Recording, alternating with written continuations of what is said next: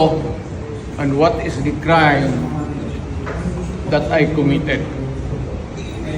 Show to me now the legal basis for my being here. As apparently I was brought here not of my own volition. It's somebody else's.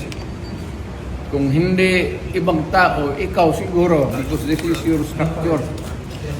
So you have to answer now for the deprivation of liberty.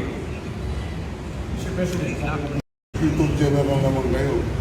Alam na ba na hindi man lang siya na-serve kung anong kaso kung pinag-charge sa kanya ngayon? Hindi niya alam. No? Kahit na PI man lang. Alam na kami ang charge sa kanya, nasa dyaryo na. And then, hindi pa kayo na ganito ginagawa natin. Sumusunod tayo sa isang entity na hindi na tayo membro. Nag-withdraw na tayo. And yet, sir, you are the Prosecutor General. Yes. You know how to exercise due process. Before you can even file charges, you have to file a complaint. We have to file a counter affidavit. Without doing those procedure process, here we are, being issued a warrant of arrest, questionable warrant of arrest. Ano ba naman ito, sir? Sure. There's naman doon, blooper, puro pagdating sa trial dyan, tatawagin kita sa witness stand. Sabihin ko, you're the person who arrested me. May I know the reason why? Have you read the documents? Or at least, have you read the case at that time when you made the arrest? So that you would be guided to what you should know. Yan lang yan. Magkaibigan tayo, galing ako gobyerno.